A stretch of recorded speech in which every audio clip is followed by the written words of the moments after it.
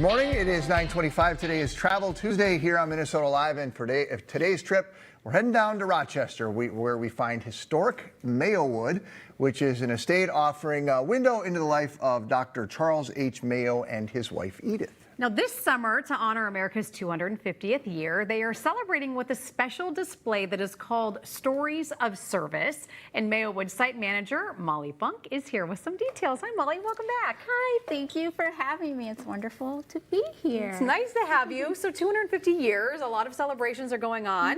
And you guys decided to get, excuse me, in on this with this little Stories of Service.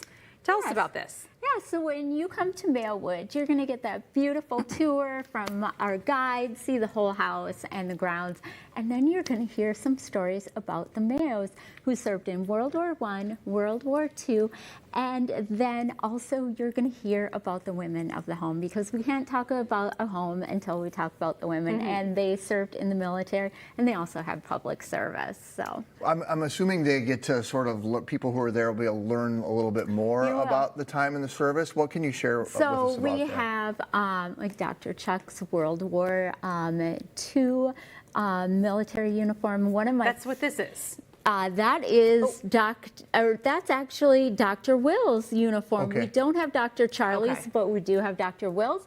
They served together, and so they had the same uniform. And this is something, the uniform that is out is special to this event. Any other time of the year you go, it's not going to be out. Correct. It will just be this month. And that's Dr. Chuck there. One of my favorite things is Dr. Chuck and his wife Alice wrote letters every day, and so you'll get to see those letters. Yeah, it really gives you a window into what happened during the war, what Dr. Chuck felt, and how they communicated as a couple. Is there any record of how the time serving may have sort of helped to shape the careers after they were done, after they were out of the military? Yes, it really did. Now, World War I helped shape the medical field of the Mayo Clinic as we move into World War II. And Mayo Clinic, what came out of World War II, really shaped the innovations of what we see today. It had hugely changed what we know about medicine today. And Mayo Clinic and what it is. Tell us about these two things that you brought that we have to show folks. So these are some favorite artifacts. So this is the Mother of the Year award that was given to Edith by the rule of I'm losing my words there. That's okay. So she received this in 1940 and it really made Edith famous. She was a celebrity throughout the country, and so I have some fun fan letters here. Mayo Clinic Archives has 3 large folders of fan letters that Edith received. All because she got this award? Because she got the Mother of the Year award. Interesting. Yep. So these letters, Dear Ms. Mayo, I'm enclosing in a stamped handkerchief. Kindly autograph with pencil and return it to me. I'll have the autographed handkerchiefs of many famous women and would be happy to have one from you. Interesting. You don't think about something like that, no, right? No, you don't. And do you guys have the handkerchiefs? We do not. Okay, and the person I don't know kept if them. that person did receive it. That's right? That's a quirky little thing. But you know, Edith used this award as a platform.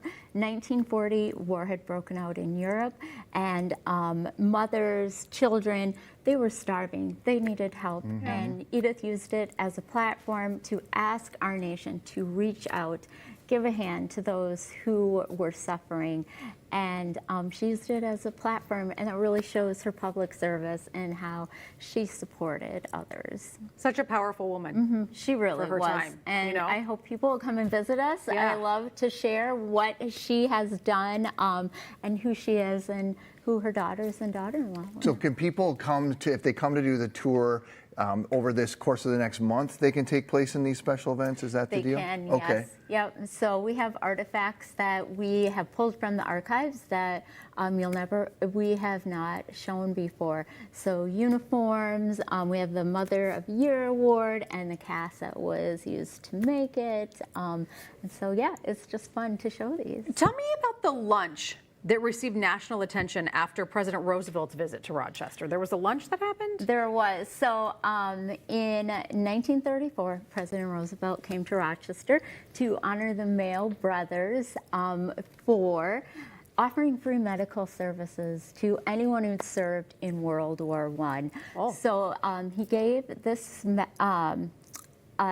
it was a plaque, which was created by the American Legion, presented at Soldiers Field in front of 75,000 people. Now, there are only 25,000 people in Rochester at the time. Oh, my and he ate at Oh, wow. Mayowood afterwards, and they served dinner. They had fried chicken, they had alligator pear salad, which is an avocado. I'm sorry, you said they had alligator salad? Alligator pear salad. Not easy to find alligators in these parts. No, but you can You could do a whole still eat exhibit an, about. you can still eat an alligator pear because it's an avocado. It's an avocado. Ba-dum-bum. But they served a watermelon salad. They carved out a watermelon, put in ice cream and fruit, and it was reported. that's the And image, this yeah. it is. This was made by my colleague Chris Delisle. This is a prop. And we wanted to showcase this because it was a favorite of President Roosevelt. And the media throughout the nation reported on the On lunch what they had, yeah. and I how bet. he loved it. Fun. Molly, thanks for stopping by. Good to see Thank you. you. It was wonderful to see you. Lots of fun and- stuff going yeah, on. I So appreciate being if you'd here. like more information about stories of service or you'd like to visit Mayowood, head to our website, minnesotalive.com.